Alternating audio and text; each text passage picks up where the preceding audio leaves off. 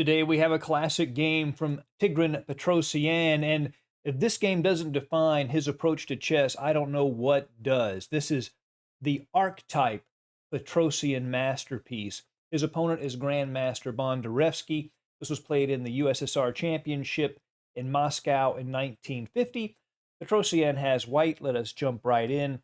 He begins with knight to f3, e6, g3, and f5. The Dutch defense, an aggressive line from black, gaining space on the king side, and hopefully having this turn into a king side attack. The downside is it does expose black's king a little bit. He does have to be careful for a quick e4 from white. Bishop g2, knight f6, castles, bishop e7, e4, castles, c4, gaining space in the center, just a very standard approach that you'd see in a Catalan or g3 King's Indian, just setting up and controlling the center.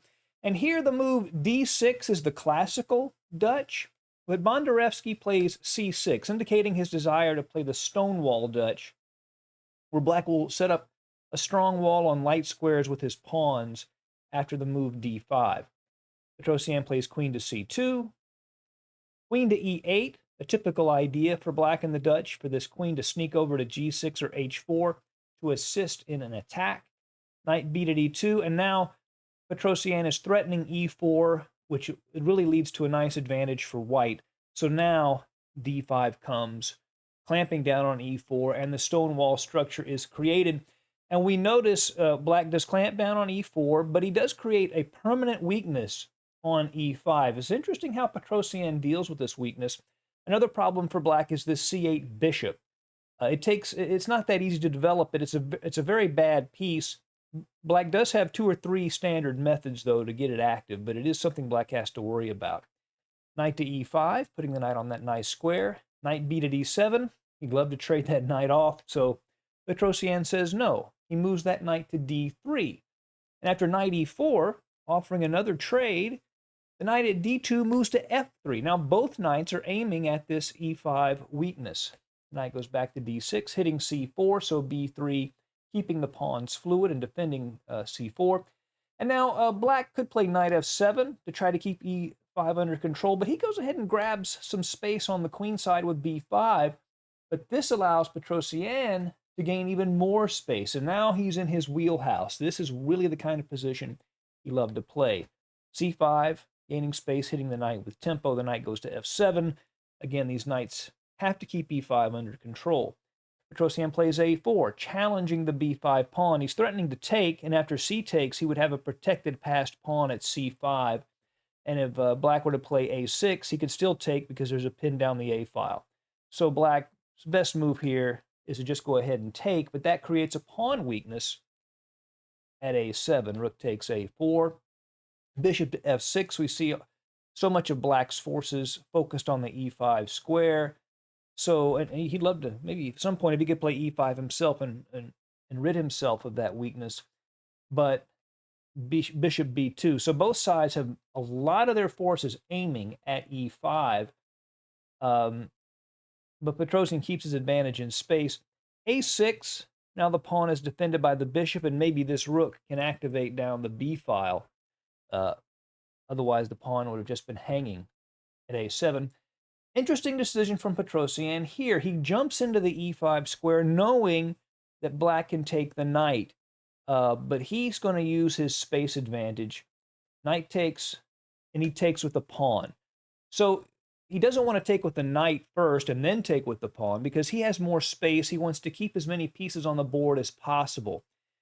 So he takes with a pawn, hitting that bishop with tempo, bishop to e7. Now, he's lost the nice e5 square for a piece, but he's gained another square for a piece, and that is the square d4. What piece belongs there? I bet you probably know. We'll see how Petrosian handles that. First, he plays f4, defending the e5 pawn. Rook to b8. Bondarevsky activates his rook. Rook f to a1. Petrosian doubles on the a file. Rook to b5, putting pressure on c5. It's now attacked 3 times, so Petrosian plays b4 to defend. And this is Petrosian's favorite kind of structure. He's got space, and he can play all over the board, not just on one side. Black plays h5.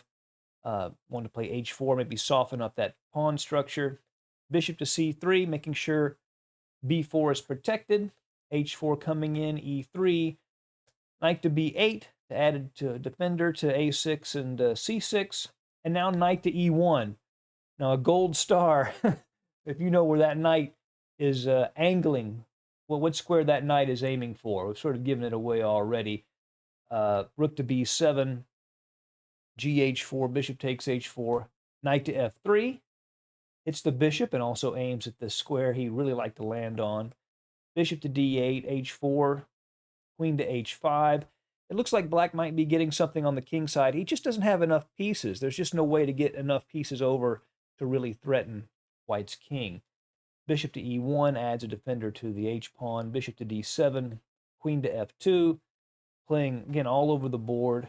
King to f7, and now bishop to f1.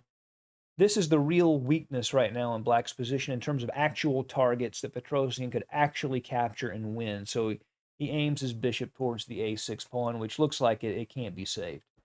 Rook to h8, and now bishop takes a6. Knight takes a6. Rook takes a6. And now Petrosian has real material gains for his efforts. Notice black has the bishop pair, the highly lauded bishop pair. Not doing much here. The Petrosian's minor pieces are superior. Because of the blocked stonewall structure that has been created with the e5 and c5 pawns sort of permanently block this structure, these bishops are not very effective at all. Bishop to e7, rook to a7, offering to trade a rook. He's up a pawn now, so even though he has space, trading pieces is still good for white. Rook h to b8, pair of rooks come off the board. And now, finally, the knight lands on the square it really wants to be on. Knight to d4. This knight just radiates power from that square, and black just can't get at it. And it puts lots of pressure on the weaknesses on c6 and e6, and will support at some point perhaps a b4, b5 advance. Queen to h8, queen to g3, keeping some pressure on the king side. Again, playing on both sides of the board. Queen to b8.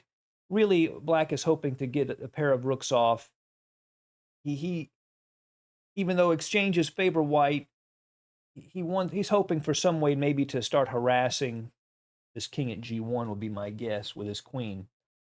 h5, laying claim to this sensitive g6 square, rook to a7, offering the exchange of those rooks. And Petrosian says, not this time. He avoids the exchange, adds not only a defender to c5, but his concept here is to play b5, maybe even sack that pawn, and then after pawn takes, then advance the c-pawn with the rook behind it, the knight supporting it on c6, just use force to push that pawn through. Queen comes back to g8, now queen to g6 check. Again, both sides of the board. The king has to go to f8. And now, boom, b5, creating that breakthrough so the pawn can march. And also, he's at some point he could, if black just lets it happen, he could play b6 and get a protected passed pawn on b6 potentially. If pawn takes from black, then c6 would be played. After bishop c8, white would regain that sacrifice pawn. That knight's coming into d6, and the game would be completely over. Black is totally busted. Black would even have to lose a tempo with the rook as it is threatened. So Bondarevsky plays queen to f7. Petrosian ignores that, and he goes ahead and takes on c6, and again, that's with tempo. Bondarevsky plays bishop to c8, but on my game score, he resigned here before Petrosian responded. It could have been an adjournment, I'm not sure, but anyway, black resigned in this specific position.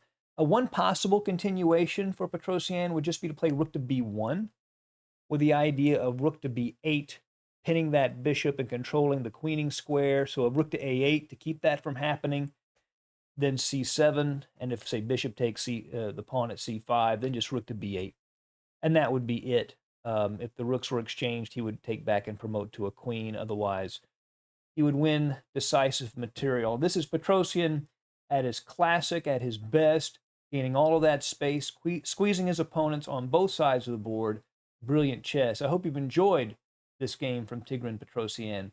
See you again soon at Chess Dog. Goodbye.